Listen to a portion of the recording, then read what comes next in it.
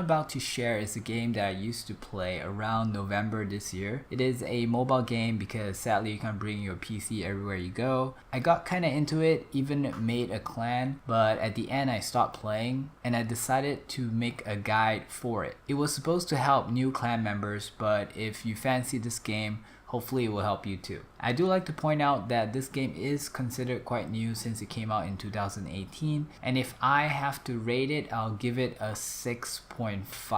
Not bad for a mobile game. Enjoy. Hi, this is Zelp, and this video is a detailed guide for Rise of Civilization.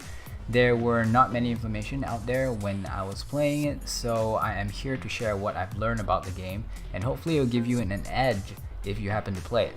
First, let's talk about city development and their buildings. The first thing that you need to do when you start to play this war game is to join the latest kingdom. Kingdoms are like servers, and if you were to join a already long developing kingdom, you're going to be the weakest one there. You will have trouble looking for alliances that want you and winning any fights with any other players which are already established.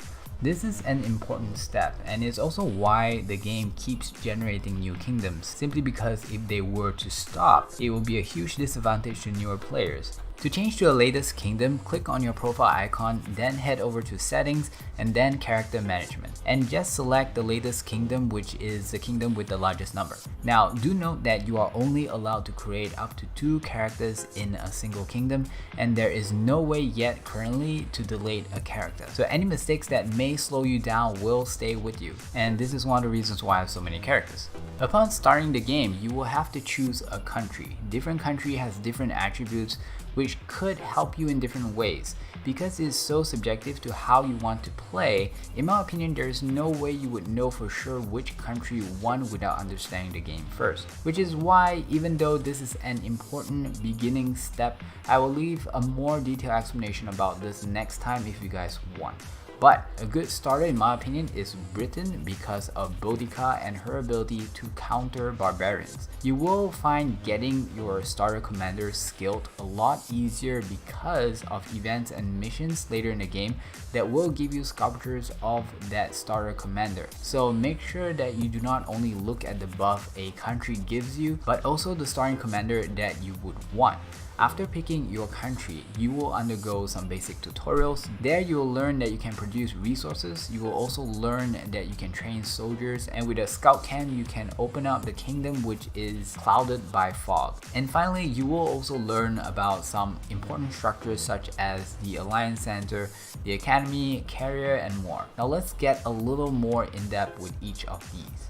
It is true that you can produce or generate food, wood, stone, and gold.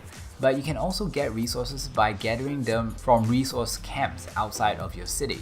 In my opinion, the amount and time needed to produce those resources is very slow in comparison to gathering them with your troops, especially in early games. It is because of this fact that I do not recommend spending too much time upgrading all of your resource production buildings. Just focus on having at least one of the highest level in each category at the early games. This is to fulfill the requirements of building other buildings and increasing your resource production storage limit. You will definitely want to max out all of your other production buildings in later games, since it also produces more resources as it levels. But at the start, you really want to focus your builders, which you only have 2, on getting your city hall level increased. This is because it controls the level cap of all your buildings, and this includes some very important milestones that you will need to unlock to be stronger. For example, to deploy more troops at a time, or to research higher tier soldiers and other researchers from the academy. When it comes to hospitals and training soldiers, there's quite a few things I'd like to share about it, so we will be talking about it in a next video on combat. Meanwhile, just train as many high tier soldiers as you can and keep your hospital capacity as big as possible, simply because if your hospital is full and you have more heavily wounded soldiers, they will not have space and will die. Losing soldiers means wasting more resources and, more importantly, time to retrain them. So next we're going to talk about exploration at the scout camp. The whole point of this is to have a better view of your surroundings to help you plan and strategize your moves, especially in an alliance, so that you can look for good resource points as you expand your territory. Other useful reasons for clearing the fog is to discover tribal villages that could give you gifts such as basic research upgrades, soldiers, resources, and speed ups. You can also discover caves that contain chests that might have a silver or even a gold treasure key. In case you do not know what are the keys for, it's basically used to open silver or gold chests at the tavern. Although you will get free keys daily, but it is always good to find more through other means. The rewards you get are random, but is pretty much one of the main ways you'll be getting more commanders. Now we're going to talk about research at the academy. Researches are upgrades that you can implement in two technology tree types, the economical technology and the military technology. These researches could improve many aspects of your city, including things like building speed, gathering speed, soldier damage, defense, health, and more. Some of the biggest milestones that you want to reach is the research to gather better resources like stone and gold, and also higher tier of soldiers.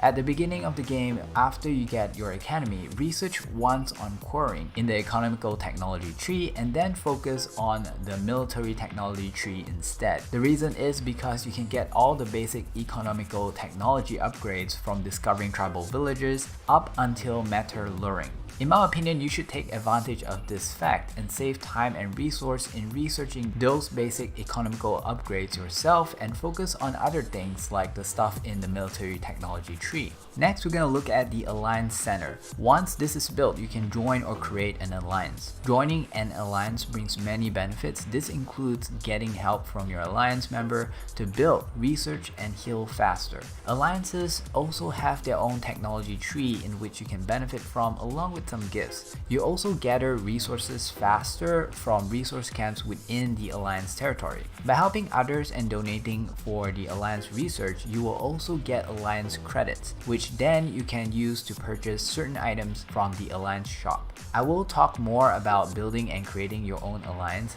flagging and strategizing in the future if you guys want. But for now, the thing to take away is that you should definitely join a alliance as soon as possible. Medal of Conqueror or exhibition points are points you gain from doing expeditions, which is like campaign that doesn't really have a storyline. The further you progress in the expedition, the more daily rewards you will get. So just try to get as far as you can whenever you can. One of the most common questions asked is how to use gems efficiently. Gems is one of the resources in the game that you could also purchase with real money. They can be used in a variety of things and is considered more of a cash shop currency.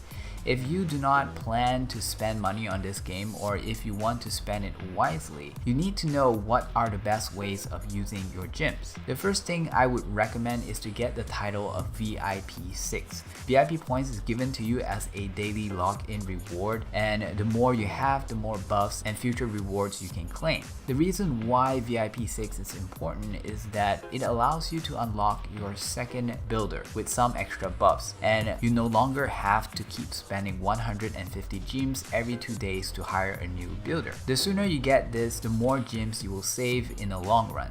It is true that you will get these VIP points over time from daily logins, but the amount of points that you get is way too little and it takes way too long to reach VIP 6 without the help of gems. The second way you can spend your gems is on the carrier. The carrier is like a shop that often comes with great offers, and what you want to do is be patient, wait for discount items that is 70% or more. Now the reason why I say 70% or more and not just 90% discount is because depending on your situation, the items that you may need could be more valuable to you at different times. For example, if you really need a teleport and you see one selling at 60% off or even 40% off, to you it could be really worth it since you do not know when the next teleport will appear in the carrier again, and if it's even higher or lower. There is another building which is basically a cash shop, and if possible I wouldn't recommend spending your gems there. However, like I said, desperate times can call for desperate measures.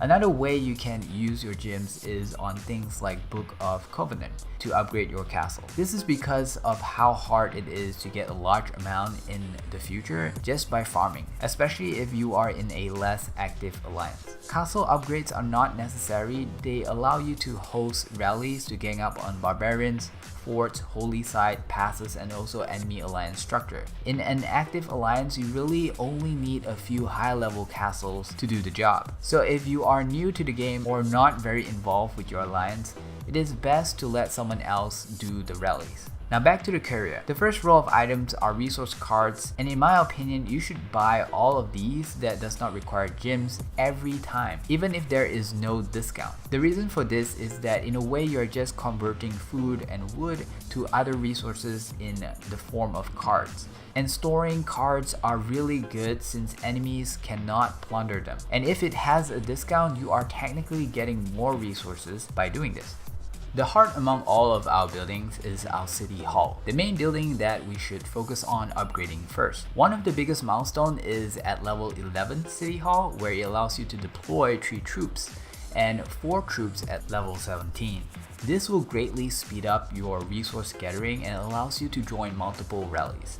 Every other building and structures in the city can only be upgraded relative to your city hall. This means that by having a higher level city hall, it allows you to have better and more resource production structures, more scouts, and of course better research. This is the reason why you should prioritize on your city hall from the beginning. Finally, I want to stress the importance of doing your dailies and missions. This includes missions found in your monument. All these missions could give you resources, keys, speed ups, and more. As mentioned at the beginning of this video, time is probably one of the most important factor and resource in this game. With enough time, you can unlock all the commanders and have all the best buildings and troops, which is why this game is a pay-to-win game. Simply because real money can be used to purchase gems and gems can be used to purchase speed ups and resources. People that spend money on this game will definitely have an advantage over people that do not. Although I have proven many times that strategy and teamwork can overcome pay-to-win players, but the truth is the progression pay-to-win players in this game is very overwhelming. That is all for this part 1 video. Stay tuned and subscribe so that you do not miss part 2, where we're gonna talk about the combat aspect of this game and some strategies. Please leave a like if you think this is helpful, especially for beginners, and I will see you next time. Have a pleasant day.